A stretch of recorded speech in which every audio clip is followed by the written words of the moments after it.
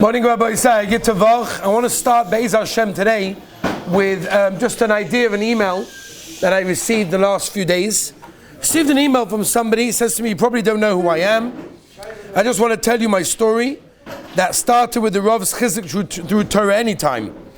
It started about 2 years ago. I was playing on a very innocent website called chess.com. I was playing chess and I got a message with a link. And this link sent me to a site that there was a preacher's photo. This gave me a shock, and I started having a desire for this. It was very difficult for me. I didn't want to do this, but this went on for 14 to 15 months. Every day I came back from yeshiva, I would go on the computer and look for preacher's photos and videos. During that period, I would tell myself every day, this was the last time. That lasted 14 to 15 months. During this very difficult period for me, he writes, I looked desperately for Shovovim on Torah Anytime, on Shmiras Hanaim, and I saw and I noticed your share on Torah Anytime, and specifically I listened to the idea where I mentioned this now. I listened to the share that you gave last week, and you mentioned the Chassam Sofer, with the Chassam Sofer with the eyes. And he said that Maisa, that whole idea from the Rebbe of the Chassam Sofer of Nassan Adler, it petrified me so much that I just said to myself, that's it. I'm opening up. He told his parents, his parents sorted out the computer, they got a filter for the first time. Baruch Hashem, they sorted things out. But he said, I want to thank you because I didn't realize how bad it was. And the truth of the matter is, and the reason why I'm telling you this email is as follows. Some of the boys have been mentioning that everything we've been talking about so far in the Shurim is very negative. How bad it is, what's going to happen to you, all the results, your marriage, and all these things. Is there nothing positive? Everything is so bad. And the answer is, first of all, there's plenty of positive that we'll get to when a person watches himself. That we'll get to.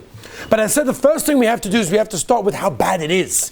How negative it can be. What the results that can, come out of this. And that's what he was saying, how it really affected him, it really helped him. And Be'ez Hashem, hopefully it will help us also. So, today what I want to do this week is I want to go through some of the claims that people make. Some of the claims that people say about themselves, and this, by the way, again, are the questions and shilas and ha'oras that I've heard from many, many people, ranging from all ages, from young bachrim, and some of them very, very young, all the way until much, much older people. And I hear these things all the time, and I generally try to write things down that people ask me, especially if they're interesting, and if they could be a to'eles to the rabbim. By the way, I got permission to share that email. He said at the end of the email you can share that with the Olam. But I want to go through some of the claims that people make, because I think it's important for us to understand, because many of us maybe inside ourselves ask ourselves these claims. Maybe we think these things, maybe we subconsciously know them, and I want to go through them so we can understand them. The first claim that people make often is that when they're busy with inyonim of pretzas, of non-sneers, pictures, videos, internet sites and everything else, the first thing is, I must be a really low person. I must be a really dirty and disgusting person if this is what I'm busy with. If this is what I'm oisik in, if this is what always I'm looking for, if this is what I'm holding by, then I must be a very, very low human being if this is where I am. And the answer is absolutely not. And I'll tell you why. First of all, the first and foremost thing you have to realize is you're not alone. You're not alone. There are many people, all ages, all religious types. I get calls recently from many, many places, some of them some very, very frum towns in the world. We're not going to mention what they are, from some of the best yeshivas, from boys that are suffering. And it's a very, very hard thing, and the first thing I tell them is you're not alone. And they say, what do I care if other people are doing the same thing? I said, because you're a human being, you're normal, and this is something that's normal. In fact, just to read you another email that came in recently, I want to thank you for the wonderful Shovovim Shurim. Thank you for making me feel that I am normal. And that is the most important thing that a person has to realize. This is a normal Yetzer Hara. This is a normal Nisayon. Everybody has Nisayonis, by the way. And I'm telling you this from experience of dealing with people, hearing from people, and reading people's emails from different places in the world, that don't think when someone on the outside looks like, oh, this guy, he has no nisayon, he's good, he doesn't have to worry about it. Chas v'shalom. Even the people on the outside that look that they're good and they don't have to worry, those people have nisayonis also. You have no idea the extent of those people nisayonis also. It's a teva that the Rabbeinu Shalom placed in creation. This is how the Rabbeinu Shalom wanted it to be. This is the teva, how it was meant to be. And a person has to know that a taiva is not posel. It's not b'di'eved. It's not a bidiyevit situation. Faket, an usoyin, a taiva is lechatchila. This is how the Rabbeinu Shalom tests us. And the more, and the stronger that it is, the more koyach that it has. Okay? For example, take a small bulb that's connected to one thing of electricity. It can't do much. Can't light up that much. It's one bulb, one electricity, very small voltage. Can't do so much. That means if it can't do so much positive, it also can't do so much negative. Which means if a person, chas v'shalom, would touch it, a live wire, it wouldn't do that much damage. Whereas, take all the electricity of New York City together, that can light up the entire New York City. Can you imagine what that would be if someone touches a live wire over there? It's going to be gefera for many, many people.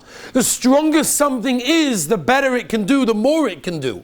And therefore the Rabbeinu Shalom put in the creation of the world that the second most biggest taiva, the second most biggest drive that a human being has is this taiva between men and women. The first one, by the way, is the koyach to live, is the want to live, is the highest thing. You find people that could do crazy things when they're, hit with a situation between life and death. They all of a sudden lift up things that are crazy. They could do things that could change. They could swim like crazy. All of a sudden, because that rotzen to live is the highest thing that we have. The second most highest thing we have is this, the taiva between men and women. And therefore a person has to realize, if you have a taiva, if you have a rotzen, if you have a yetzer hara, it's not possible, it's not b'di'evet, it's not bad, you're not the only one. There's plenty of people in that situation. The Gemara tells us in Yuma, the Zohar brings it also, that the Rabbeinu Shalom was mavatal the yetzer hara for taivas noshim, for all this situation, and there were no more chickens that were born. This is something that needs to be placed in the world, otherwise there would be no continuation for the world, how important it is. Furthermore, the Rabbeinu Shalom, this is another thing that you have to realize. The Rabbeinu Shalom doesn't test a person to push him down. He doesn't test a person to squash him down, to get him to do aveiros, to put him in the wrong situation. Chas v'shalom, faket. The Rabbeinu Shalom gives an assign for a purpose. The Ramban in Bereshis, Chav Beis tells us, Ve'rekim nises Avram. The Rabbeinu Shalom tested Avram Avinu. Says the Ramban, this lashon of nisayon means it's a lashon of growth. It's an opportunity. Every nisayon that we get, especially over here, it's an opportunity for growth. It's an opportunity to be able to jump over that hurdle, to be able to come out victorious, to be able to come out that we won, that we did it, that we conquered our yetzer hara, but it's an opportunity of growth. And faket, sometimes people said, I've heard this so many times, I can't tell you how many times I've heard this from people. Maybe you don't understand. My yetzer hara? Way worse than anybody else's. Nobody has a yetzer hara like I have to look at these things. Like me, I've got the worst one. You know how many times I've heard that? When you hear it from so many people, then you know that everyone thinks the same way and everyone has the same situation. It's like that coach that's trying to teach people how to play football. And what he's doing is he picks on one guy, and every time he picks on that guy, more push-ups, more running around the pitch, whatever it may be. And the guy after a couple of weeks says, Coach, this is not fair. Why? Always me. You're always picking on me. What about everybody else? You don't make them do these things. And the coach says, I'll tell you why. Because everybody else is okay. You, I can see potential. You, I can see that you're going to be major.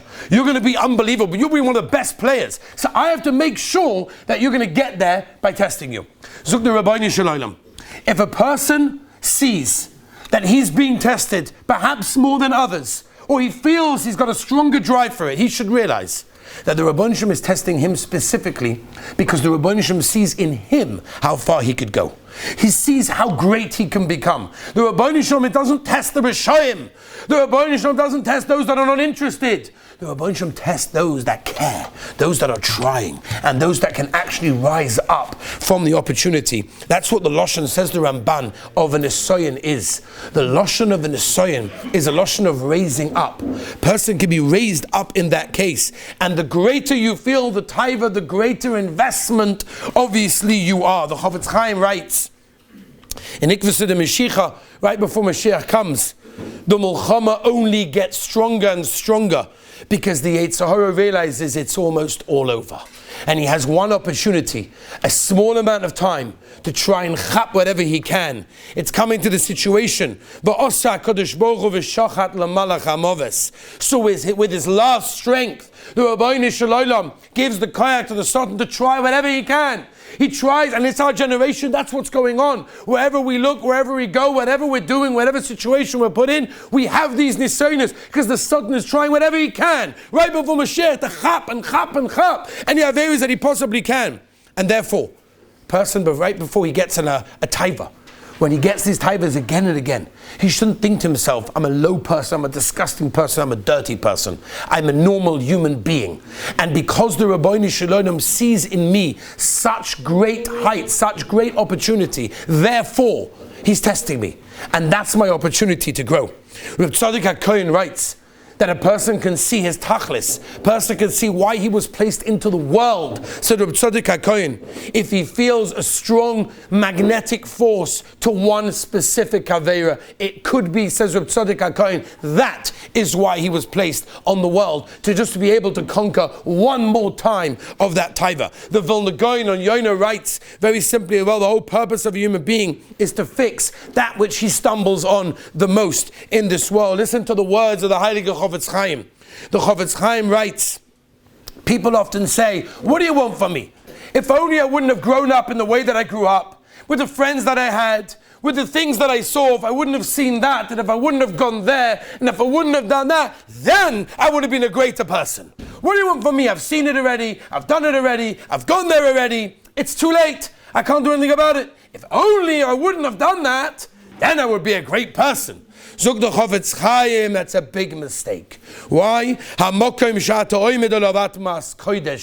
The place that you are standing, the situation that you are in, given all your environment, everything you've seen and everything you've been through, and all the people you've been with, and what they've showed you and where they've taken you, and everything is Kodesh. Because this is your Avodas Hashem. This is how the Rebbeinu Shalom saw fit that you should be able to serve him in that case. And people say, well, I'm so low because I've done it so many times. There's no way out. It's too late. I'm already so far down in the mud. It's all over. Absolutely not.